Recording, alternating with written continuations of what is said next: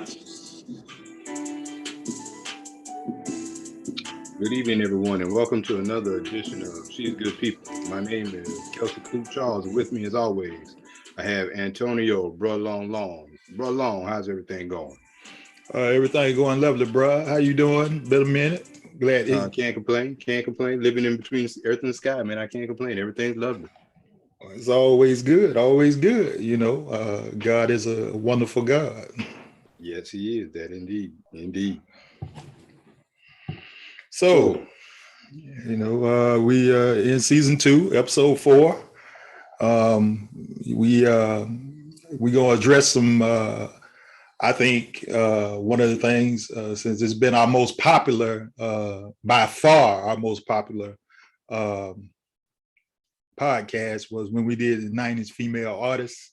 And I said, let's take them individual and let's talk about them, because we got a lot of positive feedback, and obviously even to this day we did that probably last year, probably the 4th or 5th episode last year. And it's still every week, it's still our #1 podcast. So we're gonna dig a little deeper into some of these female groups. most definitely, most definitely. So, I'm gonna let you go ahead and kick it off, man. We got a lot to cover tonight, so Okay, all right. jump So, right into it. all right, for our community focus, as you always know, we always try to highlight someone that's doing something positive in the community, and trying to build for us, and try to build for a better way of life for themselves. This week, we're going to address Miss Logan Allen. Logan is the daughter of one of my classmates, who also we've plugged on here. Very talented family. Her mom was a catering company. All Things by His Design was her company. But her daughter also has a company, and it's called Lady Low Collection. You can find that on Instagram or ladylowcollection.com. Or you can also follow her. She has a Facebook page as well. But what she does, and I'll post it at the end when I upload this series to Facebook. She does jewelry, and she also does unique clutch purses and things of that nature. Very pretty accents. The ladies, they always looking for something small to tote when they're out. They don't want to tote the big bags or whatever. So she has some unique styling that you need to look at. And I think it'll be beneficial. I let my wife look at it. She liked some of the things that she saw. So eventually, you know what that means. So Yeah, you coming out the pocket. Yeah. Oh yeah. Get ready. But anything to help young people. Also, just to if you got talent, you need to nurture that talent as much as possible. That's true. That's true. And also in the community focus, just want to make this shout out. This past week, lost an angelic singer from here in Ridgeway. My cousin, Miss Angela Robinson, better known as Anki, known all across the state of South Carolina as one of the best singers you ever wanted to hear. Unfortunately, she passed away on last Monday. Seeing shout out to the family, thoughts and prayers. Also, want to say that we lost sometimes we lose good ones, too early. And this was one of the best people you ever wanted to meet. Everybody was her cousin. She was one of those types. We were family, we were neighbors when we were growing up in Ridgeway, and then at the same time, her mom has been like one of my grandmothers for years and years and years. I always made sure me and my brother was looked after, especially after my grandmother died. She supplied us with sweet potato pies until we learned how to make them ourselves. But that was the thing, that if you're from the South, it's hard to find good sweet potato pie. And once you get hold to one, that's what it is. And it always, Anki was always there with her mom and everything, and we would laugh, joke, things of that nature. But one of the things, the reason why I bring it up, she sung at my wedding, and you was there for my wedding, and her rendition of "Give Us This Day" is by far a classic. Because if it don't touch your soul when you heard that, you don't have a soul to be touched. So she will be greatly missed. She was a singer. For those of y'all that don't understand that, she could sing anything that you gave to her, and other singers looked at her like, oh, this is what I got to go. I got to follow this, and it's gonna be hard to follow this. So rest in peace, cuz, and get your rest. We'll see you again one day. Amen. All right, so let's get into it, brother. We're gonna do this series, and who we gonna start with first? Well, we're gonna start with the South. Atlanta. That's the Motown, the new Motown of the South, and we're gonna start off with Jermaine Dupri. What Jermaine Dupri brought to the table in 1991. I mean, obviously, they were together prior to that. You have to put time in and work in before you get discovered. But we're gonna talk about XSCAPE tonight. Candy Burrs, Tamika Cottle, also known as Tiny, Latasha Scott, and Tamika Coggins, who actually was in the group before Candy came along, and then Tamika Scott. So with that, I'm gonna let you take it. I think they started off in high school. Yeah, they started the youngest of the group. I think it was Tamika and Tasha, and then Tiny, of course, along with Tamara Coggins. And then I guess they invited, I want to say Tamara and Candy were friends. I'm not 100% sure how that story goes, but of course, as we go to podcast, I'm going to speak it into existence. So if we start sitting down talking to some of these people, we can ask these questions and get the background to actually what's going on. We'll get that. But they got signed to So Def back in 1991. At this time, this was the boom for female groups during this time.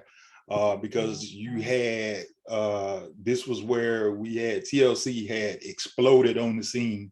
Atlanta for sure was becoming the mecca that it is now for music in the South. With the existence of TLC, that gave girl groups an opportunity. You already had En Vogue as part of that genre as well. So you saw, they had something to bring to the table. But it was a little bit different. And one of the things about XSCAPE that I truly liked was they could be street and they could be classy at the same time. That was one of the things I really, really loved about them. They had that urban feel, but at the same time, that Decatur swag and that Decatur twang that came out. That was one of the things, that really, really spoke to us from being from the South. So we understood where they was coming from. Most definitely. I think where they came from, I want to say Tri-City High School.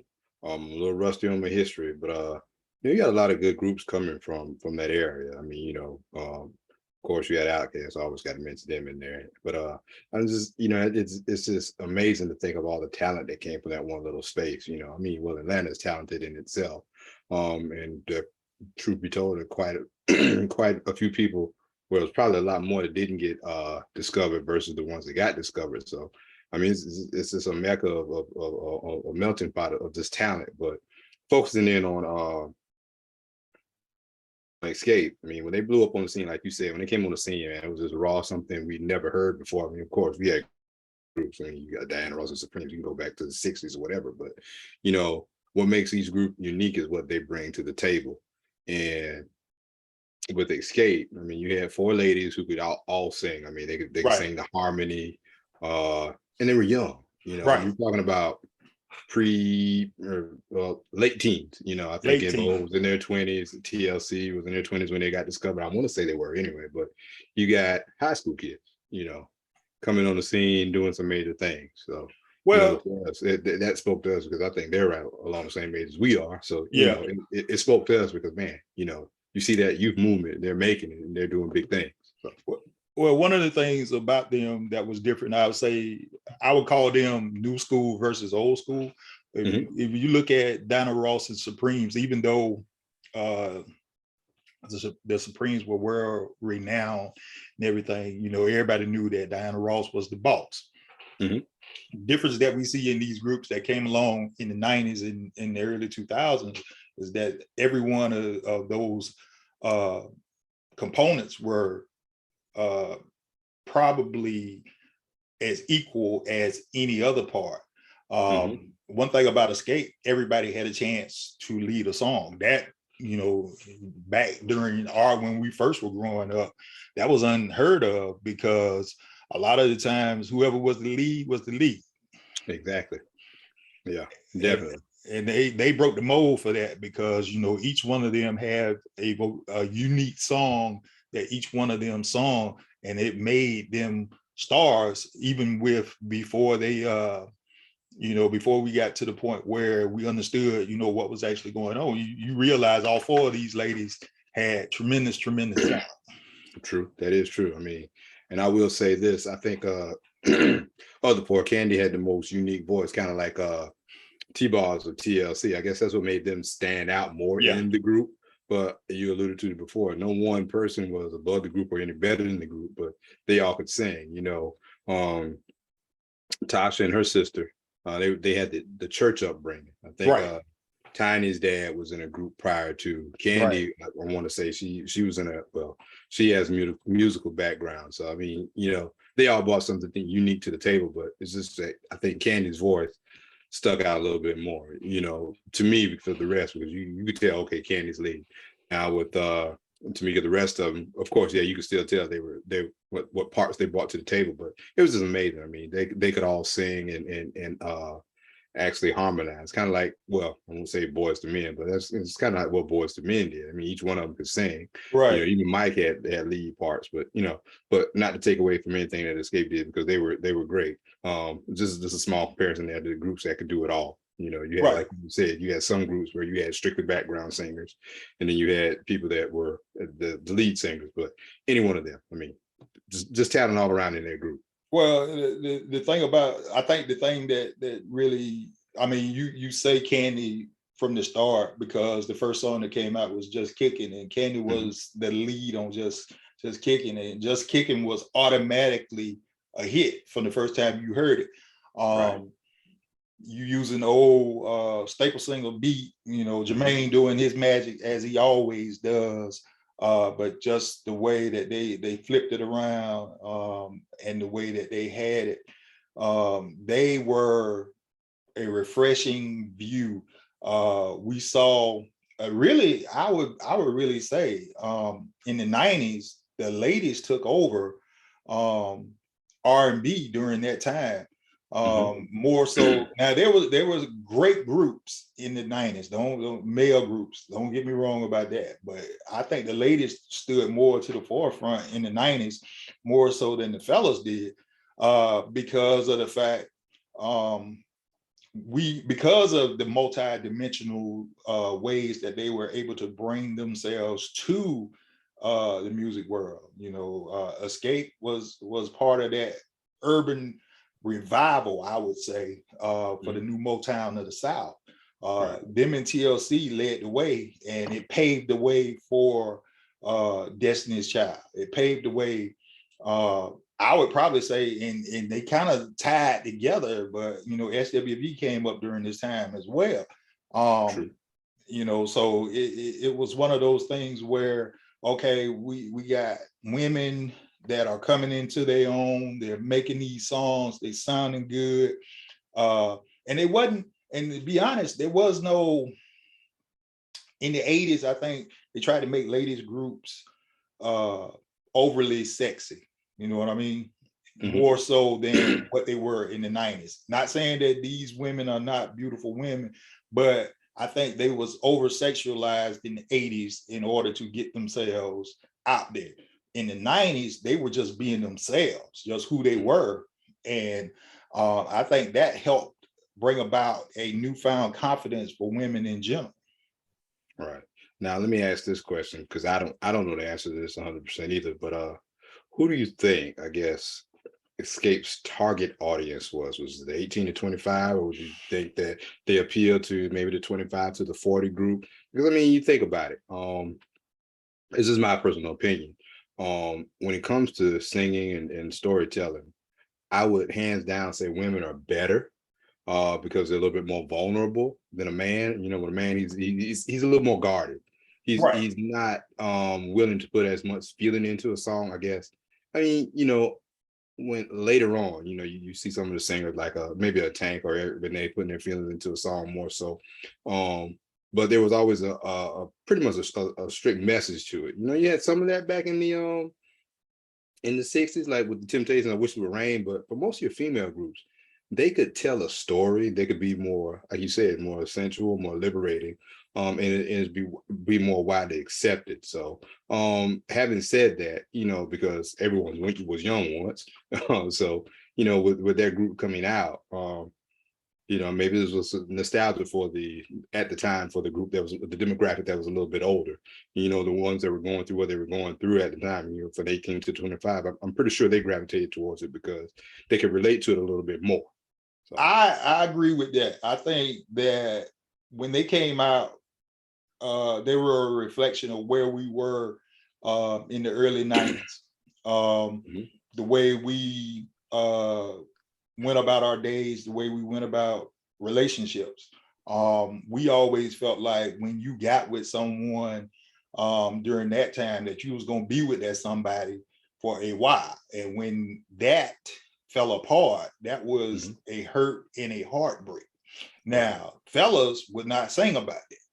You know, fellas would sing, let me make love to you, let me be with you, I want to be your man, all of these type songs. But the ladies would actually express the hurt and the feelings or the joy and the happiness that a man would bring to their relationship at that time. So a lot of times what would happen is, especially with XSCAPE, all of their songs speak to particular situations that at least someone you knew or even yourself may have been going through at that time, and it really hit home.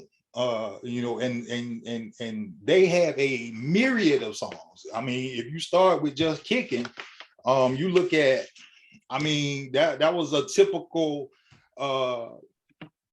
let's chill out, you know, this is what we do, kick off your shoes, relax your feet, you know, party on down, because that's how we used to get down. You either at your girl house or at your fella house, or you was with some family, and that's how you know, all you was doing was sitting around and you was kicking it. You know what I'm saying? So, you know, that spoke to where we were from a standpoint of this is how, you know, we're gonna start out. But then, you know, the next great single was Understand It, you know. So they flipped the script on us. Okay, we're gonna sing, you know, what I need from you is understand it. You know, and throughout that song, there are verses that you can actually visualize. You know what? I've been through that type of situation. I understand what they're talking about, you know. And that, you know, again, they made songs that were relevant to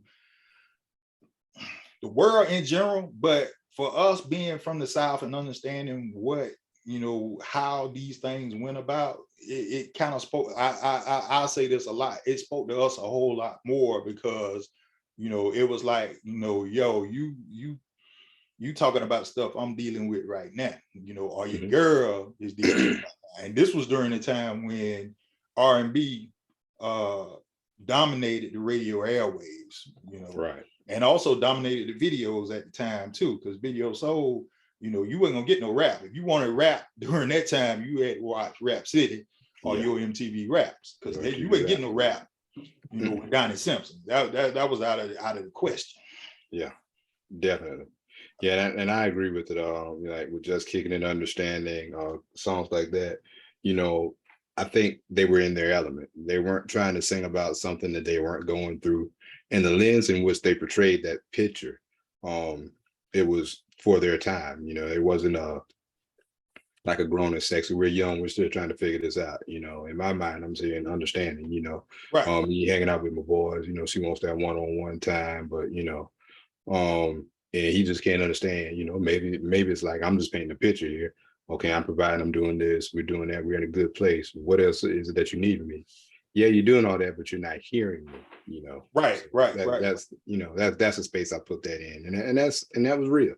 That was real Well, during that time. So the other thing is if you know listing of their hits, you know, they follow that up with My Little Secret. To mhm. me, that's one of my favorite Escape songs.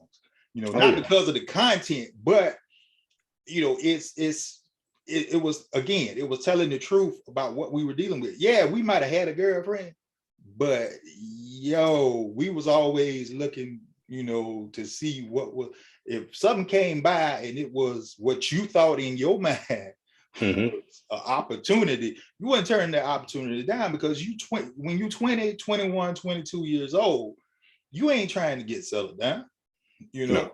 You trying to see what's out there, and My Little Secret spoke to that, you know. Yeah. And then you know they again they had hit after hit after hit. So you go to The Arms of the One Who Loves You. I mean, you went from My Little Secret, which was an up tempo, mid tempo song, to then you go to The Arms of the One Who Loves You, and then it's like, oh, we back to this. You know Yeah. what I'm saying? Hmm. Oh, we back booed up. You know, and then they hit you with, you know, probably what a lot of people during that time, because it's a little different now, I will say, than what it is now. Back then, you had to do a whole lot of begging if you were trying to get somewhere with a woman back then. A Yeah. whole lot of begging. Oh yeah. Girls was not giving it. Now you had some, but girls were not giving it up with the quicks back then. You know. No. So when you come out with a song, do you want to? You know, you had to ask that question because even from a male perspective, yeah, you might have been thinking about it, but there was so much that went along with it. Yeah, you can go ahead and do it, but you had to think about all the consequences. And back then, you know, there was a lot of stuff that could come up, not only just pregnancy, but you know, STDs was hot back then, you know. So you was like, nah, you know, let me think about this here, because especially if you wasn't that right type of girl, you know, you had to really, really question what you was gonna do. Cause you know, Very you were true. like, nah, man, I can't fool with you. You know what I'm Well, saying? yeah, most definitely. I mean, they were groundbreaking for sure. But let's take it back a little bit or fast forward a little bit to the breakup. You Well, know, I think there was. before we get to that, let's look at it from this standpoint. We talk about the songs and everything, but I say they're the first group that really, because of Jermaine, they were the first group that mixed hip hop and R&B together with harmonies. TLC, even though they had broke ground, TLC did not have the harmonies that these ladies had. TLC was, you had a singer Mhm. and another singer and a rapper. Right. You know what I'm saying? So that Hmm. that dynamic, T-Bars and Chili played off each other, left eye closed the door. Okay. Yeah, definitely, What we definitely. had with Escape was Candy, Latasha, Tiny, Tasha. All right, let's throw them in a bag. Let's see how this gonna work out. And and Hmm. and for the first part of the 90s, they ruled the airwaves. Oh yeah, nobody was touching him. Nobody was touching him. I mean, it was a great marriage between JD's production genius and their harmonies, the way they could meld and gel together and pull off a song. I mean, it was beautiful to listen to. I mean, every time they came on, I mean, they were captivating. They were. Oh I yeah. mean, not And taking still to anything this away from day, anybody else. I mean, you know, still to this day. I mean, you know, they haven't lost anything. You know, we all grown now, but one of the things, you know, when they were here recently, you know, we watched it live because you know people love to live stream everything. That's fine. I ain't got to pay no money to go to the concert, but you know, they still sounded just like they did back in 91, 92, 93, 94, 95. Because they could actually sing. It wasn't no auto tune, none of that stuff. There's nothing in there. And I was listening to I forgot what podcast it was on, but when Tank was talking about some people that he worked with, if you've got a good ear, you can actually write for a person in their register. Sometimes people write a song and they write it out of their range. So, right. Well, I mean, with them, they could all sing, so nothing was out of their range. One person couldn't hit, the other person could hit, and I'm assuming that's how they led some of their songs. I don't know, just coming from music, but I mean, it was just they were always on point. They never missed. So, right. with what Jermaine brought to the table and what they were able to pull off and make it do. I mean, that was beautiful for the time that they worked together. I'll put it that way. Yeah, but as with all groups, longevity, seems to not reign with groups, because things gonna come up. Anytime you have a group, something's gonna happen. It's the business of it. Well, it's a difference between splitting the pot 4 ways and splitting the pot 1 way. You know what I'm saying? Well, that's true. So you can't fault anybody for that. And then when you are as talented as these ladies are, and you've had the success that they had, of course you're gonna want to see where does it go. Unfortunately, what we've seen, and I hate to say it like this, but I will say it like this: a lot of times when groups break up, it's because they want to go do solo projects, or they want to go, or it's a jealousy issue of some sort or whatever. But the thing about it is, to my knowledge, and this is me, this is my opinion, to my knowledge, there's only one group of fellas or females that has ever broken up and had the same kind of success they had when they were all together. And that's New Edition. Mm-hmm. Yeah, true. And if it was under that umbrella, under that premise, I mean, that would have been great. Hey, let's go do our own solo things and come back. We throw a concert, man. Everybody's got their own, and we come together, what everyone's wanting to hear. That's great, because that makes it even better, even more dynamic. Even like you don't have to go that far to see it within Goody Mob. You got, well, I think it was Timo and Cujo. They were the lumberjacks before Gip and CeeLo joined. CeeLo went off and did his own thing, but I mean, they're still touring as Goody Mob. But I'm pretty sure there's some sets in there where CeeLo does his own thing. But but it's still not on the same level as a New Edition. Because that group actually did, I won't say broke up, but they took a hiatus for a while. And I'm choosing to say that's what happened with XSCAPE, even though we all know what happened. I mean, they took a hiatus, because anytime you set aside your differences, have those conversations, which is real grown-up thing to do. It takes a big person to say, okay, yeah, I messed up, but I know I'm jumping the gun a little bit, but they did come back together. So I say they took a hiatus. Yeah, well, but the thing is, it's just like when you're playing ball and you're good at something. The people that you're surrounded with, a lot of times, can be in your ear. Yes, ma'am. And they can get in your ear and say, you bigger than this, you need to be better than this, or whatever. And that has a tremendous influence on a lot of folks.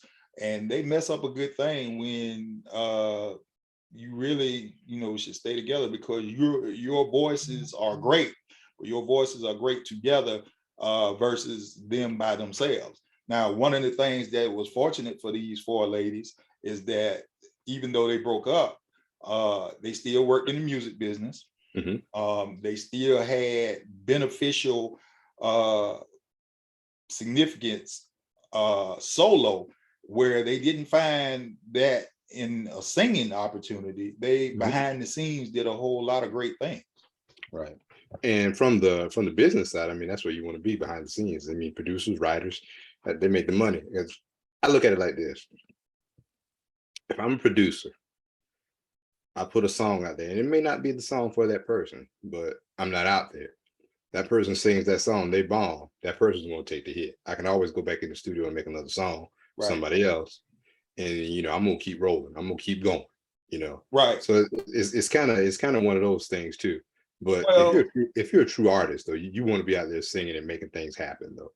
So well, you don't want to pigeonhole yourself into a point where all I do is sing and perform. When you do that, you're pretty much putting yourself in a situation where you're beholden to other folks to keep you at that level. If you don't have the ability to write or produce your own material, that's going to put you at a disadvantage to other people. Those that are able to do that are significantly more accomplished than folks that are reliant on other people to bring them songs or things of that nature, and they can stay on top and stay relevant throughout all of that. true, but on the flip side of that too, if you got the right voice, everybody can't bring a song to life. So if you got the right voice, hey, I might not be able to produce, but you give me that right song, or you give me any song, I can make it do what it do. But Well, that's the ebb and flow of the music industry. I think still, to your point, you need to be able to do a little bit of everything. Doesn't mean you have to write every song for yourself. Doesn't mean you have to know how to produce all of it, but you should know how everything works and be able to find those people that can bring your vision to life, the like-minded people, the people that see what you're trying to do and help you bring it to life. well, the thing is, it gives you an opportunity because you can get burnt out in this business real easily if all you're doing is performing and singing and everything. So it gives you an opportunity where you can take a step back, relax yourself. Let me do this. Let me write some songs, or let me produce for somebody. I give you a prime example. Missy Elliott is one of the primary ones that does this. Missy will put something out, and then she'll wait a while. She'll produce some stuff for other people. She'll write some stuff for other people. Still staying relevant, still staying there. And Missy's been hot for 30 years. You know what I'm saying? By doing that, significantly right now, the Queen, Beyonce, this is what she does now. She can put out an album when she feel like it, or hey, I can write songs and produce and do what I need to do. She has her little proteges right now, Chloe and Halle, and right now they are blowing up because of the fact, look at what she took, everything that was presented to her as opportunities. And when you also are married to one of the biggest deal makers in the business, you learn stuff, and plus, not to take anything from Matu, but Matu, brought them girls together when they was younger and taught them how to be professionals. And this it's the same stuff. So these are things that you have to ingrain in yourself as you're going through. And one of the things I think that XSCAPE did was, all of them are successful other than being in XSCAPE. Yeah. A lot of groups can't say that. That is true. A lot of groups are relying on, I need the group after they've had missteps. I need the group. Well, these ladies didn't need the group. They produce some of the things. How you want to go through this? You want to do it individually, or you want to just talk in general about it?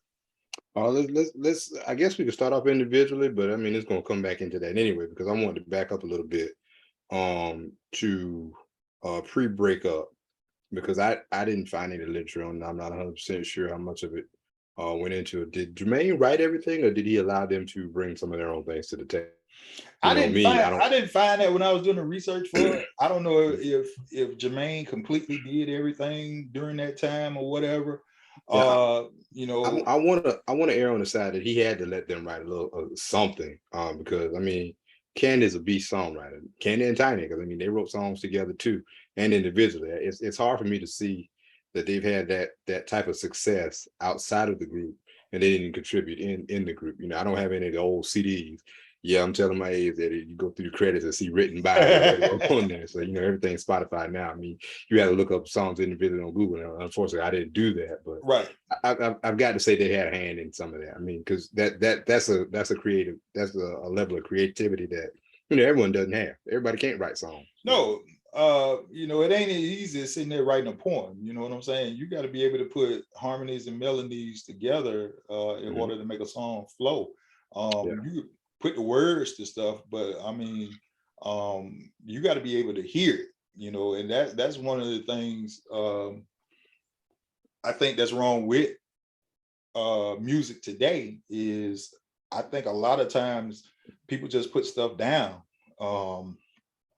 you know, and hope that it hits. Nobody's really taking the opportunity all the time to sit there and work on their craft and make sure that you have a strong song. Now, there's some artists that are doing it. Now, don't get me wrong. You know, I can bring her, you know, Jasmine Sullivan, you know, to the forefront quickly with that. But yeah, I'm gonna agree and I'm gonna disagree with you on that too, because I found, you know, you have a lot of talented individuals, but the problem is, and this is my opinion, I think you have just as many R&B acts that you had back in the day. It's just that they're not getting the airplay now. You know, it's not the narrative of the record companies.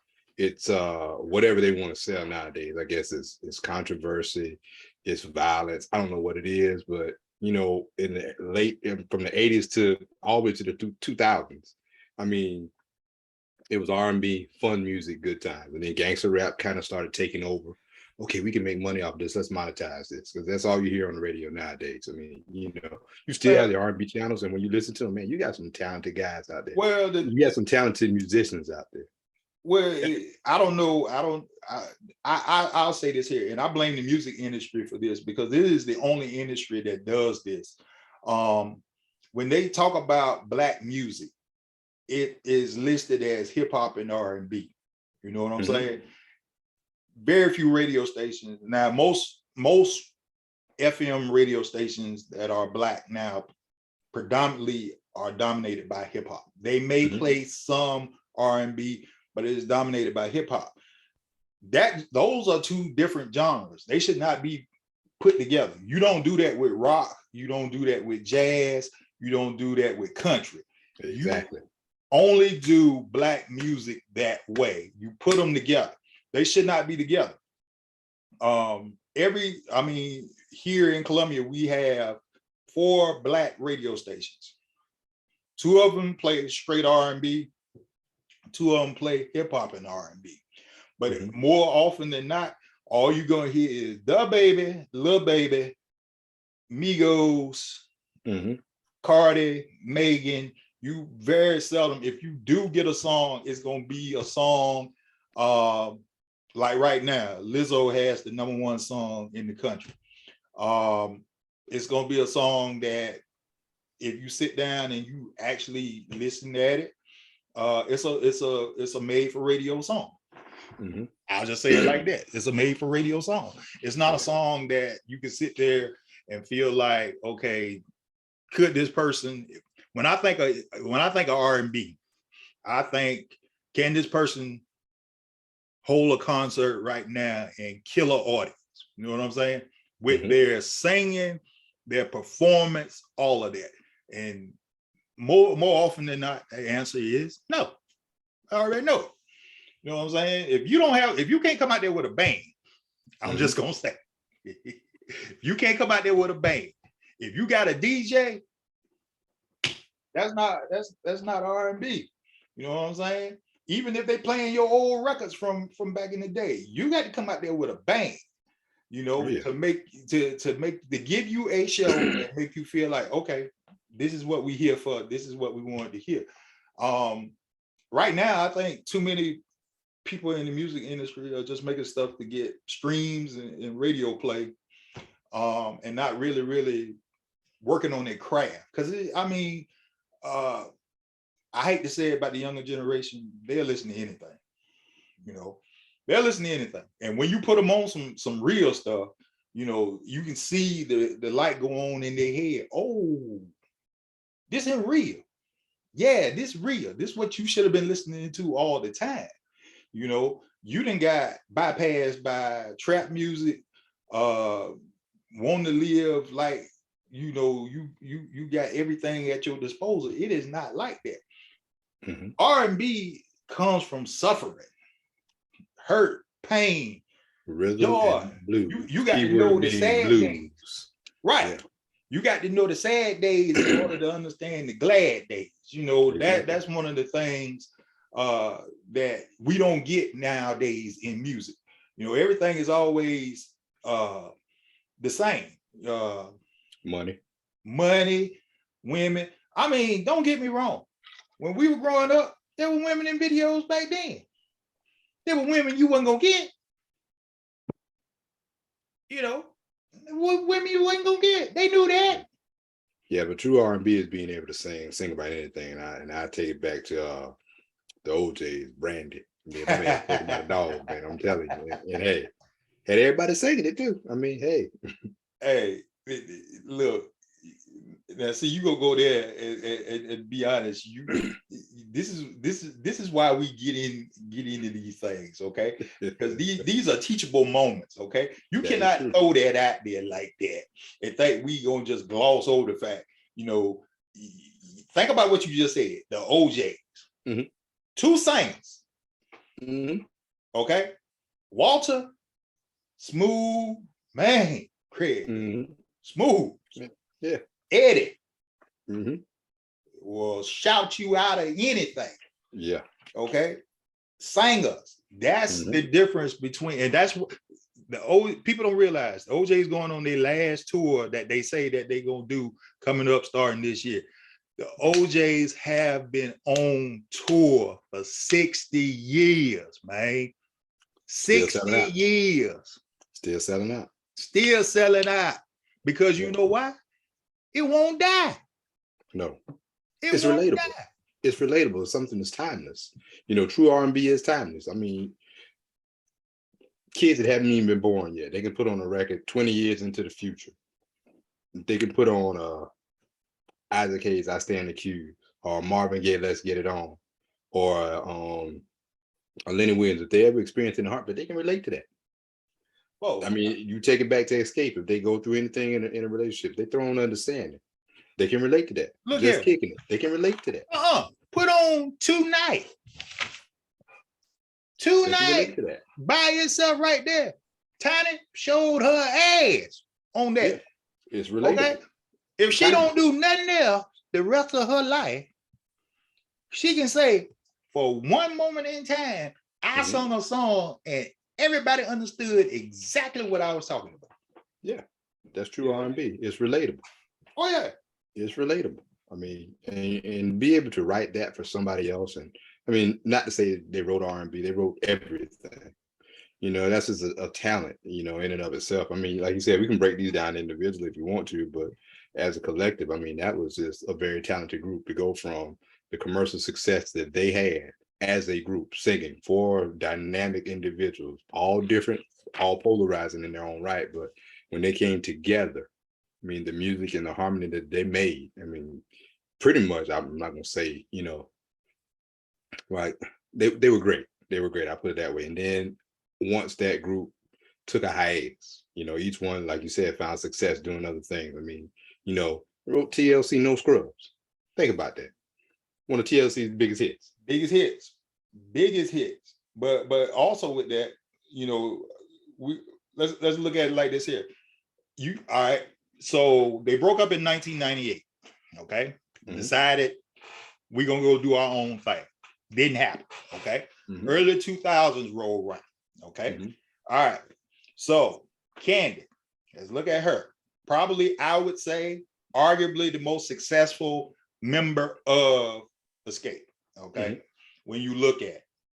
And just from the standpoint, she has diversified herself into many, many, many different avenues to keep herself relevant for the last 30 years. Yeah. You know, and it starts with, I'm gonna start writing songs. Well, who are you gonna write for? I'm gonna write for Mariah, Faith Evans, Pink, Whitney Houston, Alicia Keys. Now think about this here now. Just in those 5, I didn't already say, what do those 5 have in common from the start? Powerhouses. Singers. Powerhouses. Singers. Yes. People don't realize Pink was signed to LaFace Records from the beginning. Yeah. Pink was down with Missy and all of them. I mean, they co-signed for her. I mean, she was a force to be reckoned with. Pink could sing. Pink can sing. People don't understand that. People have always associated Pink, but Pink is a performer. If you've ever seen Pink live, Pink can dance her ass off. She can sing her ass off, and she can give you a show. Yeah. Again. But you think about that too. You take Pink, Justin Bieber, Jenny from the Block, Christina Aguilera. I mean, they got Mariah. They all got their start on that R&B side. Well, once they got that success, they kind of eased back over to another lane. But you had to get acceptance. You had to get jumped in. I'll put it that way. On the R&B side, we accept you. Hey, you can go. You had to get jumped in. No, you went there on that one. Okay, all right, I'll take that one for you.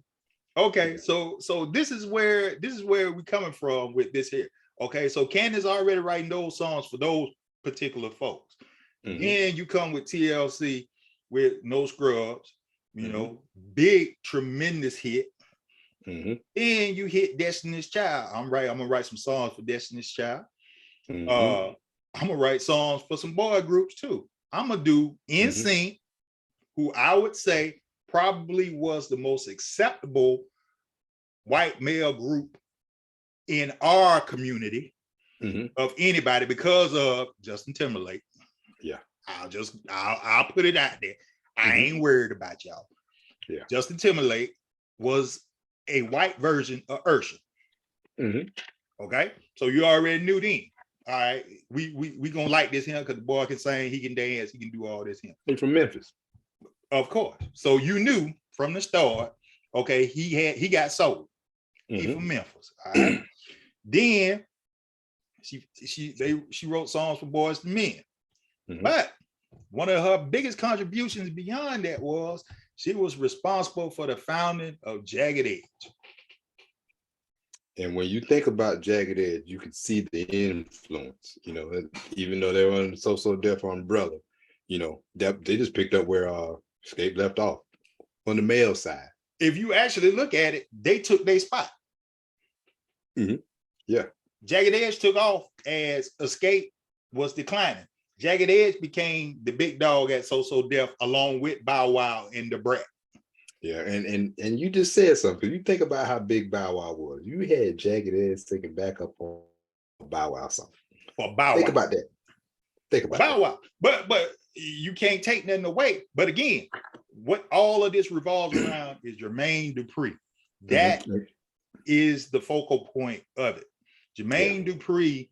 When we get to our series on producers, Jermaine is. I don't even know where we could rank Jermaine, because do we put him 1A, 1B? I don't know, because I think when people look at producers, they look at who they produce. Everybody calls Puffy great because wrong. Well, they put him in that esteem because of Biggie, because of you know, and then you look at a Teddy Riley with Blackstreet. Now that's a different. Now that's a producer and things like that. But you look at hit for hit, ain't too many people messing with JD. Ain't nobody messing with JD, but probably Dre and Timber. That's it. Those are the only two.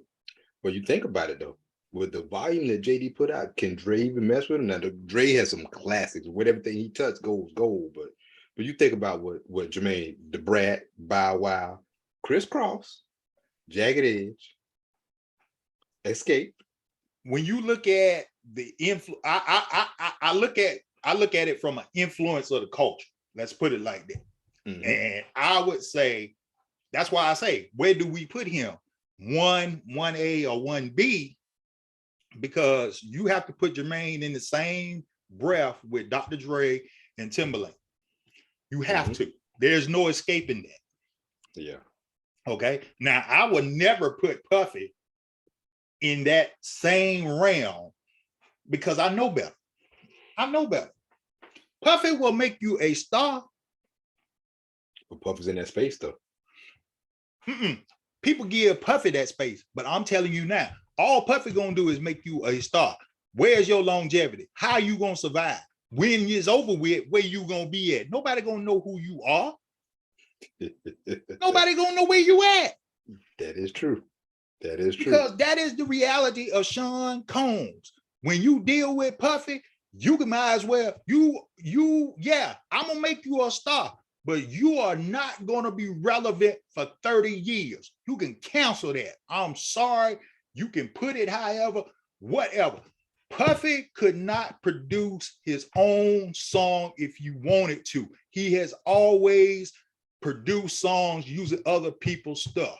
And I'll be the first one to say that and continue to say that. I will never co-sign anything that be like, oh, Puffy did. Nah, it's not gonna be that, because I go back to the way that he did Craig Mack from the start. This is how you know he was all about the money, which there's nothing wrong with that. But when Craig Mack, Flavor in Your Ear was one of the best songs that ever come out. Best songs. You do the remix.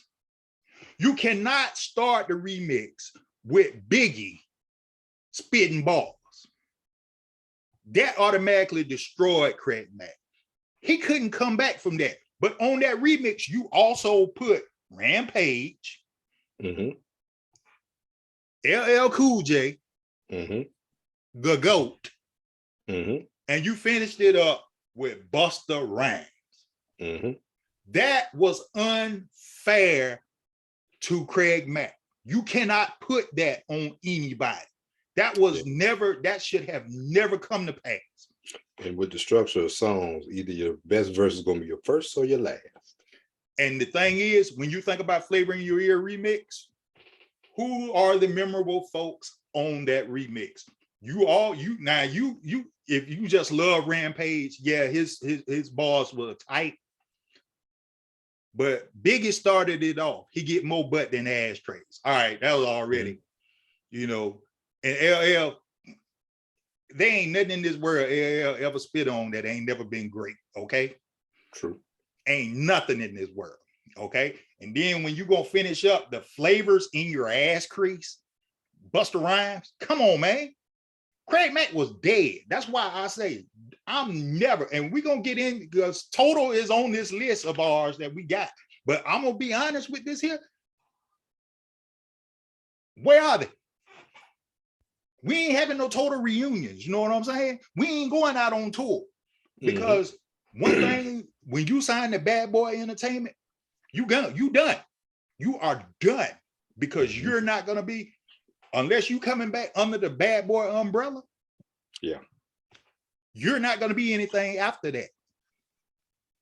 Where, because again, where's Dirty Money? I don't need to say nothing else. I don't need to say nothing else. 112. Struggling. And 112 was hot. 112 was on par with Jagged Edge during that time. Was hot. Yeah. Where they at? Now I know we didn't got off the subject, which is what we typically do when we have these conversations, but I'm just saying. Yeah, we still on subject, something wrong. I'm not co-signing no Puffy on nothing. Yeah, I would say JD. I would say JD is probably top. No way, probably he is top 5. Where he lands on that, I don't know. Well, we'll get into that, but I would say for his influence on the culture, because let's remember something now. This man has produced everybody. Mariah and Janet. All genres. Mariah and Janet. Jay-Z. Biggie's biggest song is One More Chance. The remix version is JD's version. Not the one that's on the album. People can't even understand that. JD's version is the remix. The one that everybody hears and everybody jams to at the... Yeah. One More Chance. That's Jermaine's version. So again, Jermaine knew what to do. He knew how to make you move. That is beyond the shadow of a doubt. And these girls because they came up under the tutelage of Jermaine, worked it out this same way. Now, with Candy, back to her, she left the group because she wanted a solo project and she wanted to do Broadway. Yeah. Okay. And there was some internal turmoil, but we're not gonna talk about that. We'll get flowers. We'll get flowers. We about uplifting positivity. So she wanted to go do Broadway. Okay, you a girl from the South. Everybody wants to go on Broadway. Fine, no problem with it. Didn't work out. So she come back. I'm gonna write songs. So she started to write songs. Then she also did some backup for Gerald Levert, Keith Sweat, and Johnny Gill. You know, again, what are we putting ourselves with? Singers. Greatness. Singers. You know what I'm saying? With greatness. And then you know, she had a song with E40, which was a good song. And then she come back to her roots in ATL and you know, started hanging with Rashida in ATL when Rashida was an up and coming rapper at the time. Not who she is now, but she probably is more famous now for being on Love and Hip Hop than actually songs. Right. Realistically, that's my version of it. But you know, but again, this is Candy diversifying herself. You know, she's been a successful businesswoman. She's been on Real Housewives of Atlanta. Again, surrounding yourself around people that can put you in places. Okay. Exposure. She's getting exposure. Okay.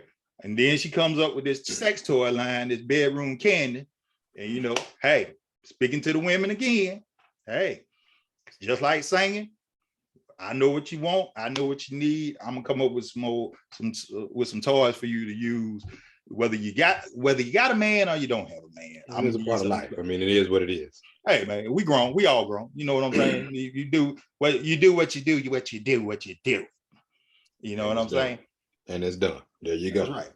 And then, you know, she got Old Lady Gang Restaurant, which is a famous restaurant in Atlanta. You know, which I haven't been yet. I need to go. I got to get there. I got to get there sooner or later. Well, tell me how it is, man. So when I come down, so, you know, I try to get up in the, you know, and then, you know, she diversifies again. She got clothing company with her son, which is Raising Ace, great clothing company. She got Tags Boutique, Candy Coated Cosmetics, and Candy Coated Entertainment. So again, she's still looking to produce folks and make them stars. That is how you stay relevant for the last 30 years. Right. Prime example. You know what I'm saying? All right. Move on to Miss Tiny. Okay. Now we all know Tiny. She was the young one of the group, the small one, the little fine red bone. The first thing, you know, we all checked out when they came out. Who that is over there? Well, Tiny, you know, ended up being married to probably, you know, arguably one of the 3 greatest rappers from the South. The king of the South. Self-proclaimed king of the South. Self-proclaimed. I you know, that my little cousin, but you know, I sit there and say, okay, Tip, you great, but we ain't going all the way there. Cause you know, I still say it's between him and Luda.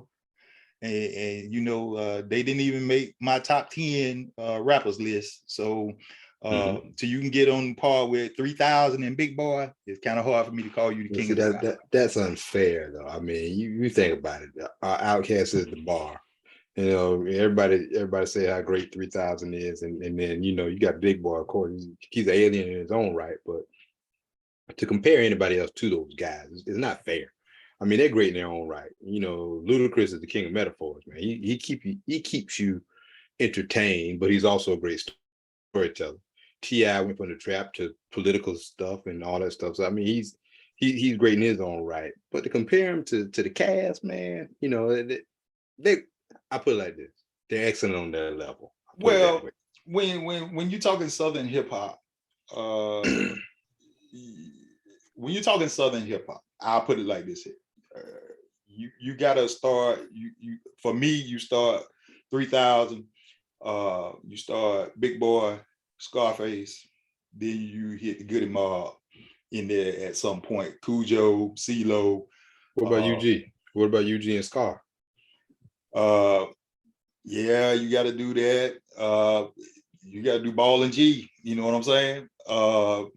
You know, it's hard when you see New York. You know, is one thing. When you do Southern rap, because you got to fit Wayne in there somewhere, and where is Wayne gonna fall? You know.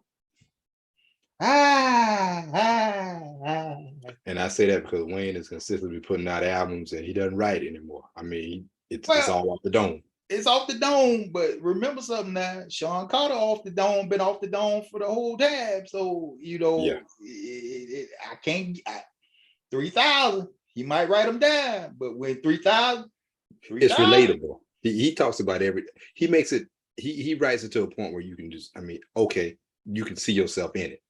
There's nothing extravagant. He's not talking about the flashy, shiny things. Like he said, throw me one on the strip, then we might could talk. Till then I would ride my bike or walk, you know. Hey, it is what it is. But anyway, I digress. That's why I love it, man. That's why I love it. You know what I'm saying? That's the stuff. But Little Miss Tiny, you know, like I said, she had her success came from songwriting. Again, she co-wrote No Scrubs with Candy. And she also sung backup on that song as well. So, and if you actually, after I read that, I went back and I listened to it, I was like, oh yeah, you could hear her because she has a distinct voice. You know what I'm saying? So you could actually hear her on No Scrubs if you pay attention. But see, you got to have a musical ear to hear people. Be like, oh, okay, I hear it now after you see that. But then, you know, she hit the backup route too. She was singing backup for Lil' Kim, Bow Wow, again, Jermaine Dupri, and who we just said, 8 Ball and MJG, who are perhaps, you know, fundamentally kings of the South. They are, most definitely. Definitely. So when you go there, but her exposure was due to reality TV. She started out with Tiny and Toya, which was with Toya Johnson, who was the first wife of Lil Wayne. So again, surrounding yourself with people of stature. And then, you know, once that reality show played its part, it went to T.I. and Tiny's Family Hustle. And we started getting the big words from my little cousin. Expeditiously, you know, because it was funny, because to see him being a father, see them with the kids and everything. And one thing I can say about them kids, them some talented kids, okay? Yeah. They're gonna be something. All of them gonna be something, because all of them got a talent. And you know, that's rare you say that by because you know, sometimes you'd be like, I don't see it. But you know, one of the things that I saw out of them is that all of those kids are gonna be something when they get. But the talent comes on both sides, because Tamika's daddy, I mean, you know, he was in a group. Right. She can naturally sing, you know, their dad, you know, so I mean, it's in them if they do the right thing. I don't know what they can do about Lil' King, but if it's in them, you know. But I mean, there's a talent in that family, man. I mean, it's a gift, honestly. I mean, you think about it. They grew up around it. T.I. and Tiny had them around it. I mean, they taught them the game, taught them the ropes. Well, the thing about it is, yeah, the name carries weight, but Damani and I forgot the oldest one that does production. Right. They got it on their own. Right. Because now one thing I can say about Tip, he would guide them, but Tip didn't do extra to make them be a certain way. They got it on their own. You know, he would put them in position, but he would be hands off with everything. And that was with all of them. He would be hands off with them once they got to a point. And that was that has formed them into being where they are right now. And all of them, like I say, I expect success from all of them when all is said and done. You know. Let's go to LaTorsha. She had limited success with her solo projects, but she her biggest thing was she was known, you know, she sung the hook on Thug Holiday with Trick Daddy. That's always going to be a Southern based classic, you know. So, But she also did reality show with R&B Divas during that time with Faith Evans for one season. That was on TV1. Only lasted one season. So, you know, she's still behind the scenes. She's still trying to, you know, make her solo career take off. And then her little sister, Tamika, she also writing songs. And she did 4 songs for Tyler Perry's Daddy Little Girl movie. While she was also playing, you know, the part of Miley Brown in Meet the Browns. I forgot all about that. Completely, you know, missed that. And then she wrote and sung the title song to Why Did I Get Married, which is probably, I would say, one of Tyler Perry's, you know, most watched, I would say probably one of his most watched movies, just because of all the different couples that represented Black life in that movie, and the outstanding acting of Jill Scott. That's why I watched it, because of Jill. Hey, Jill is my girl. I love well, you know, Jill is that one. You know what I'm saying? You know, fellas down south, they know what Jill is. You know what I'm saying? Everybody might not look at it like that, but they know Jill is a keeper. I put it like that. She's a keeper. You know, she can be big, she can be little, it don't matter. Jill is one of them that you be like, you know what? I just see Jill. That's all I see. You know, we you know, she is the I would call Jill Scott the prototypical Black woman. That's the kind of Black woman that true brothers, and you hear me now, true brothers visualize when they see Jill Scott. You know what I'm saying? That's the kind. But that's a whole nother podcast for another day right there. Yeah, because you know, but you know, so again, they found all their success, you know, being diversified, and that's what you got to do. You know? You can't be stuck just doing one thing. The world knows you can sing. But what else can you do? What else can you bring to the table? What else you bringing to the table? And I think, you know, this is a good, you know, I hope for up and coming people that have a vision or want to be successful in the music business. I think this is a great group for them to research and look at. I feel that people that are successful, and you may not hear them on the radio all the time. Like, I know one of your favorites is Jasmine Sullivan. Now she's hot right now, and I think she will continue to make great music. But you probably won't hear her on the radio much longer because she may not fit the narrative of what the record companies are trying to do. And I say that to say this: artists, true musicians, people who truly love their craft, and people who study, they know about XSCAPE. Right. The groups that really study and do, and I say that for not only groups but rappers, artists, because if you listen to a rapper that really knows music, he knows about XSCAPE, he knows about Guns N' Roses, he knows about Red Hot Chili Peppers, he knows about Taylor Swift, he knows about everybody, because music has no boundary. Music is not racist. Music is just what it is. It's music. Right. All your notes are the same, no matter you're Chinese, Japanese, African American, Caucasian, whatever it is. True musicians, people who understand and study music. And I'll give you a great example. Chris Stapleton went to a Medea concert or Medea show, turned the house down. Everybody. I mean, hey, John Mayer, whole backup section is Black. I mean, people who know music and love music and understand music, it has no color, it's limitless. People who study music and understand it, they know about XSCAPE. They know what XSCAPE did for the culture, not only for the African American community, but worldwide. You know, because they did sell overseas, and I'm pretty sure they didn't sell all just Black. I mean, you take Atlanta. I mean, Atlanta is a melting pot. They were big time in the South. I mean, so everybody knows who XSCAPE is. Well, the thing I want to probably pull out of that is when you say culture. When we talk about culture, anybody that listens to our podcast, I want you to understand we're not talking about Black folks.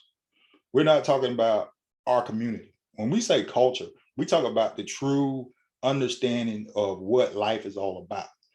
Um, there is no race. Anybody that has spent significant time with either one of us knows that we don't see color. Now we're gonna treat you how we feel like you are until you show us different. Both of us are just like that. Once you show us different, now, oh, okay, we know how we got to treat you.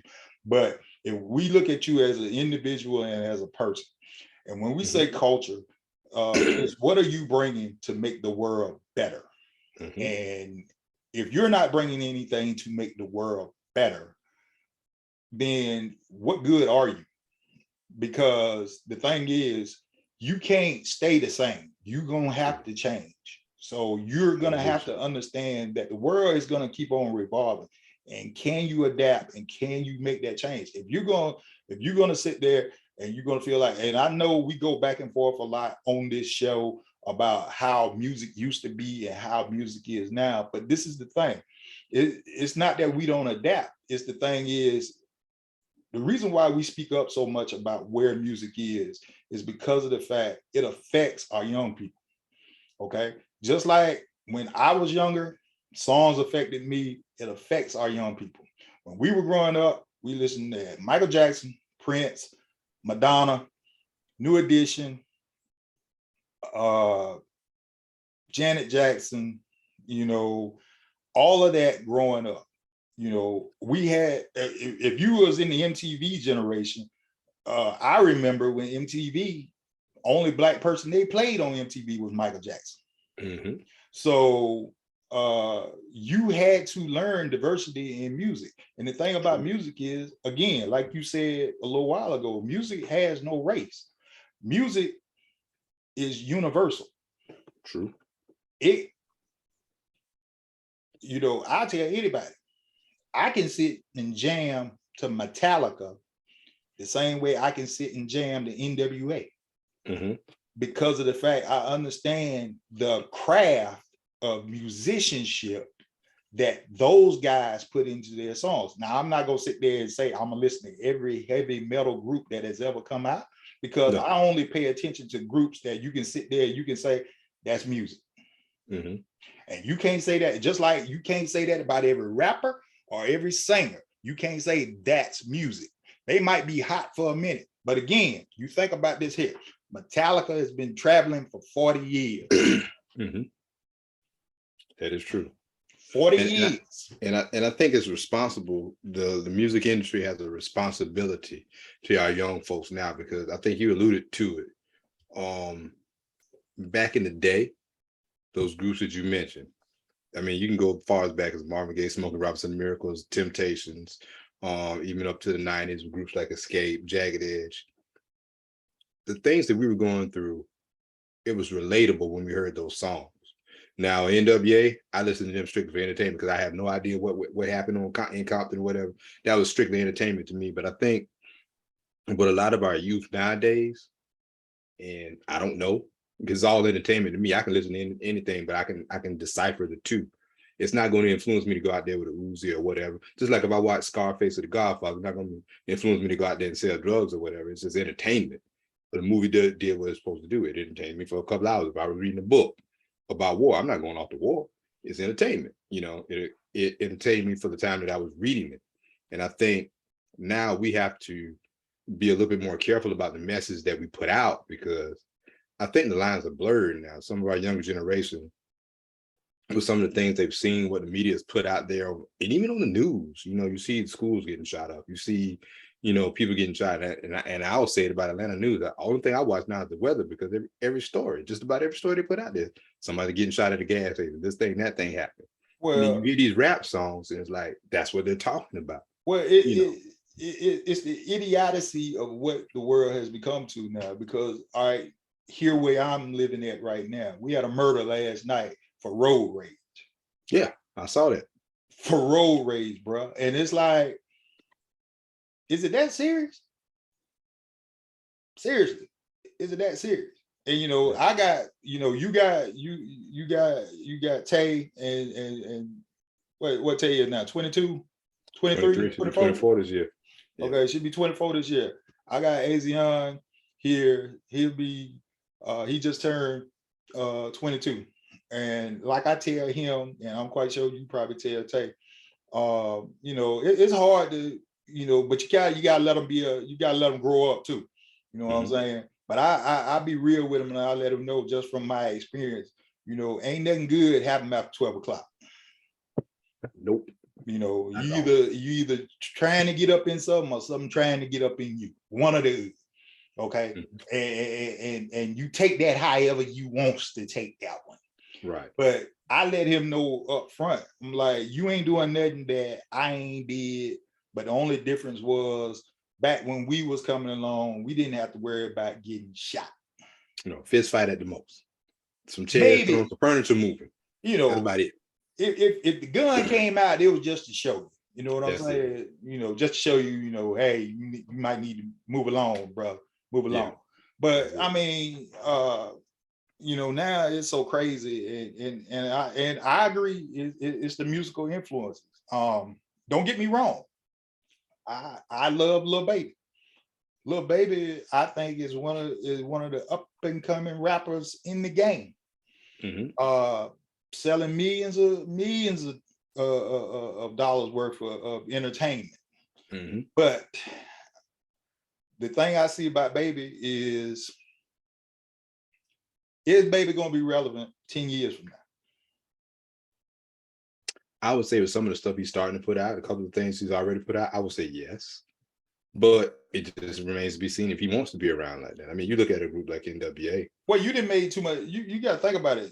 The money that you making now ain't compared to what they was making back in the day. So, you did it for back in the day. You did it for the love of what you was doing. You didn't do it for the money. No. That's why Daddy Kane is still relevant. Yeah, but I've heard too many stories about him and his work ethic. He's in the studio, he's listening. They might have all that other stuff going on, but he's tuned in. He spends a lot of his time in the studio making music. That's why I say, he's taking it serious. I would say he probably will be around. Well, you gotta look at y'all got Thug and Gunna in jail down there right now. And you got to look at it from the standpoint of is the music becoming too much like real life because of the fact your lyrics have led to you being incarcerated? You know what I'm saying? Because you've said something or has been vaguely familiar to a certain situation that happened or whatever. And this is too close to home. Hit too close to home. Yeah. You gotta distance yourself from the streets and understand that this is entertainment. Yeah. And this is a business. And it's kind of like NWA back in the day. I mean, they were reporting what happened in the streets. It's kind of like they were the news crew for the streets. We never knew about. I mean, of course, we know about it on our level, but they brought attention to the forefront, and the masses did not like that, so they had to silence them in any way possible. They weren't successful in doing it, but they tried. You can't silence talent, man. No, you can't silence talent. And when you look at anybody, even bringing it back to XSCAPE, you can't silence talent. Period. If you got the talent, you're going to continue to rise above your current situation every opportunity that you get. And that's one of those things where that's what creates longevity. Definitely. When you got talent.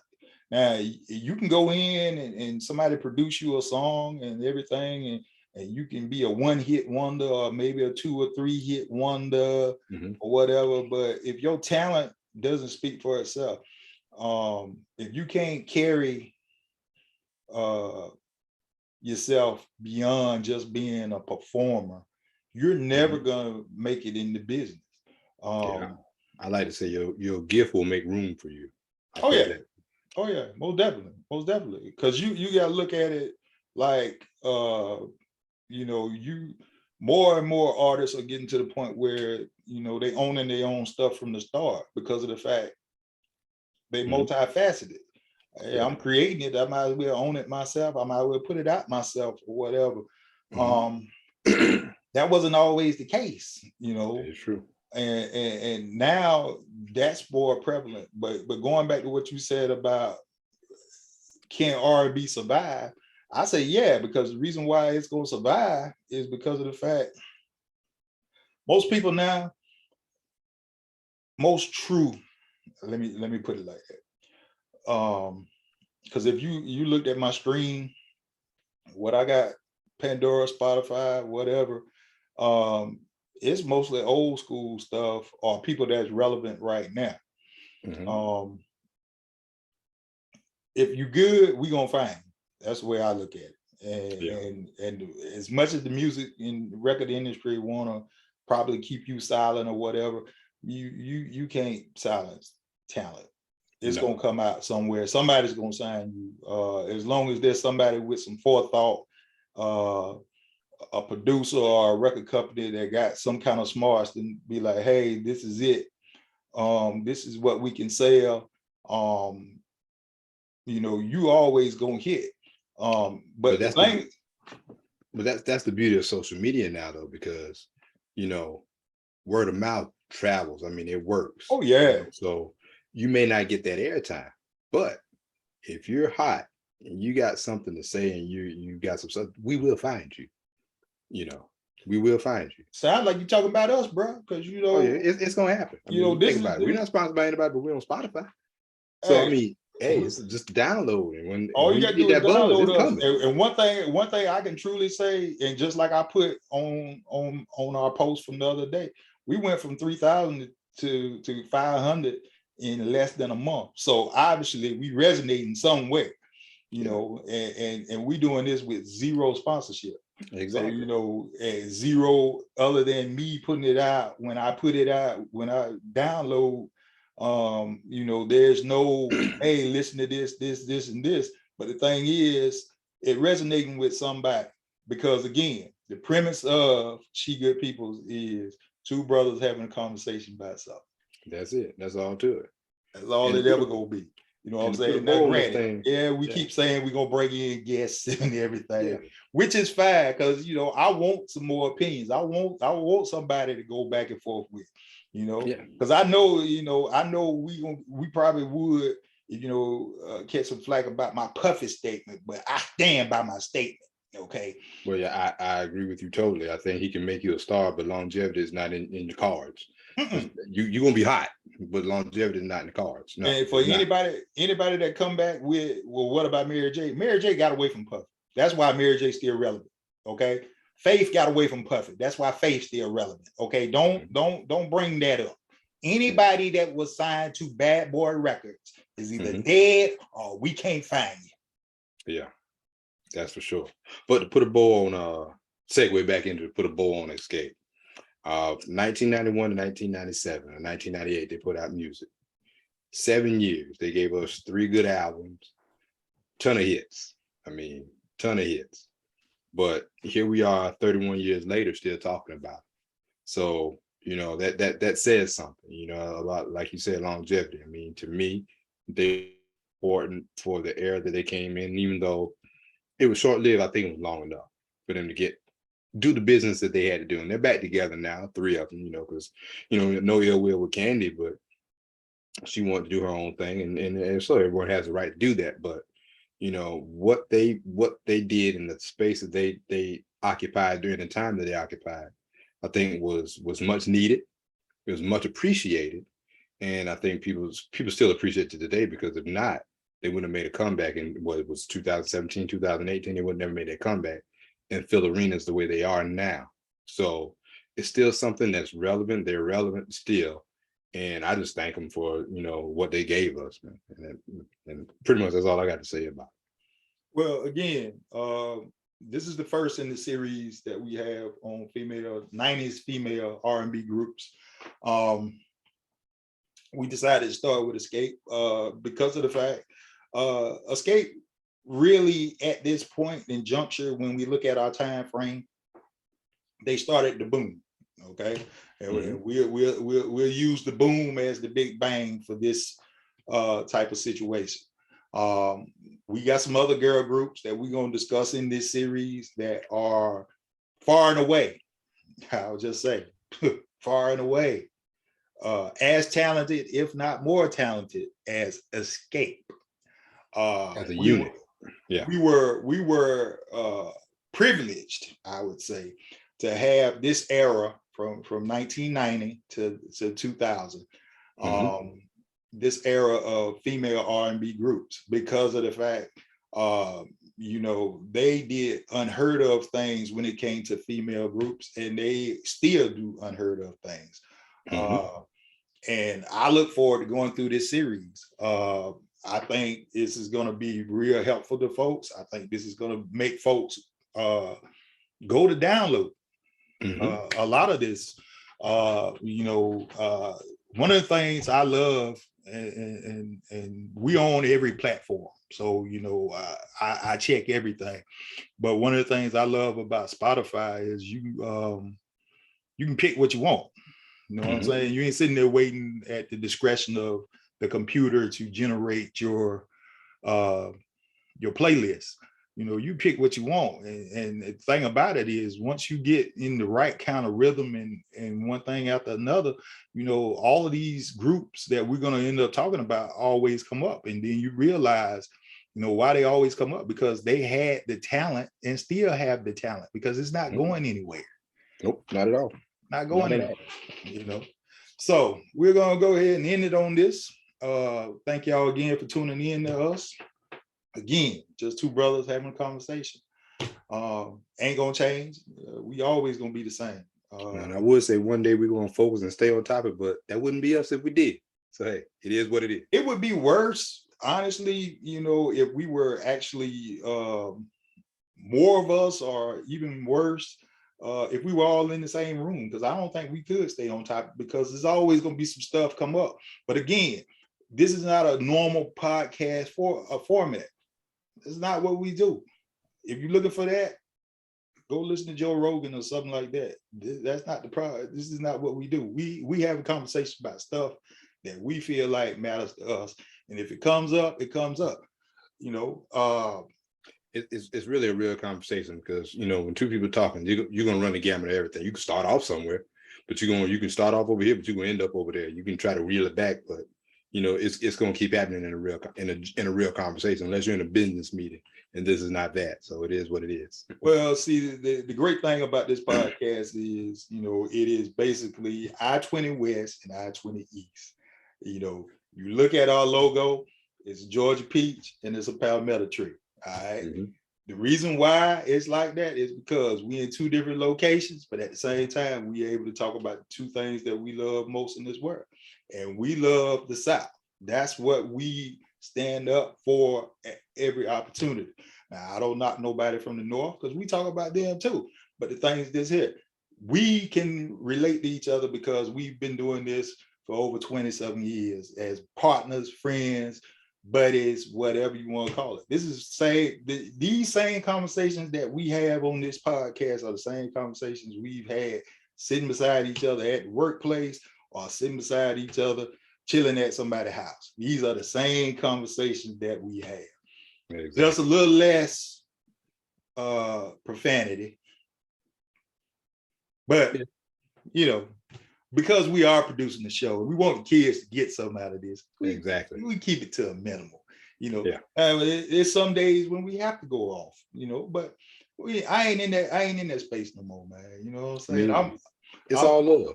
You know, I'm like 3,000 now, baby. You know, I'm just living life, bro. That's it. It's all up. It's all up. So until next time, y'all get ready for we're gonna continue this series, and this series probably is gonna run right up until the NFL kickoff. So be prepared. For those of you waiting for the NFL kickoff, I'm ready. I'm ready. I'm ready. 7-10 this year. I'm going to call it 7-10. Cowboys 7-10. What killing But anyway, hey, but what's killing me before we sign off? I ain't even gonna say nothing about y'all because I'm so mad with everybody that thinking the demise of the Pittsburgh Steelers rely on Ben Roethlisberger. I'm like, do y'all not know who Mike Tomlin is? Tomlin is that guy. Tomlin is that guy. I will say that. Tomlin is that guy. Okay, and do you not look at our division? Do you honestly think the Bengals are going to repeat? They'll be relevant. I don't think they'll repeat, but they'll be relevant. Okay, you honestly think the Ravens The only thing that is if Deshaun play. If he can actually play. Wait a minute now. Wait a minute. I ain't got to him yet. Wait a minute. You think the Ravens are going to be any good? Yeah. Why? Because they always are.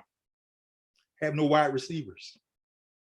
Doesn't matter. I mean, Lamar never really threw to him anyway, so it doesn't matter. Lamar one Andrews. Lamar one good hit away. That's all I'm gonna say. Andrews, his guy. All right. And then we don't know if our homeboy Deshaun is gonna suit up for Cleveland or not. Yeah, Master Masseuse, I don't know. He might. If he does, that might be a problem. I'm looking at least half the season. Okay. Yeah. Okay. If he missed half the season, you don't have to worry about it'll be next year. Because you got to get that chemistry too. So I mean, it's gonna be done. Yeah. But don't worry about Cleveland. Okay. But he is by far the most dangerous one in the division. Okay. I'll just say that. Mm-hmm. Even more dangerous than Lamar, because I think we've only lost Lamar once since he's been there, honestly. So that's why I'm not sweating Lamar, even though it's Steelers Ravens. I don't sweat Lamar like that. But the thing is, you know, Deshaun is a different beast. I've seen Deshaun since he left, when he was at Clemson and since he left. Deshaun is a different beast. Okay. Yeah, he will have some mess ups along the way, but it's time to get down to business when it counts. He gonna be there. Yeah. See, now he scares me. I'll just be honest. He scares me because Cleveland with a good quarterback is a dangerous football team. Yeah. Okay. But other than that, no, I'm not. Yeah, Cincinnati. That man threw for 5,000 some yards with no line. So if you got a decent line, that man threw for 5,000 yards with one wide receiver. One. And it was not D-Hop because he was in he was with the Cardinals. So it wasn't D-Hop, it was Steele. So he threw for $5,000 and they had a wide receiver. That's why I'm scared of this boy. I know better. I didn't see him. I know what he can do. He beat Mighty Bama. Would have beat him twice if it wasn't for an onside kick in the championship game. So I know Nick Saban don't want to see no more like him. So I know good and well, I don't want nothing to do with it. So I'm not stupid. I talk strictly football. I don't care if you want a happy ending. That doesn't have anything to do with me. Okay. But it affects football if he can't play. Oh, I'm happy because I got a shot to win the division. I take it how I can get it, bro. You know, because look here. One thing I'm gonna say, and I'm gonna get off this end. We're gonna stop this end. Joe Burrow, that trash talking you did last year, and wrote you a check, boy. Let's see if you ready to cash it. Since you think you all that, Pittsburgh gonna get you. Cause I remember y'all danced in my end zone. I don't think I didn't forgot about that. Y'all doing temptation shuffle in my end zone. That ain't gonna work. Get ready for it. It's gonna happen. We're gonna see what happens. We will. So y'all be good. Have a good week. Enjoy yourselves. And we will see y'all in a couple of weeks. Till next time.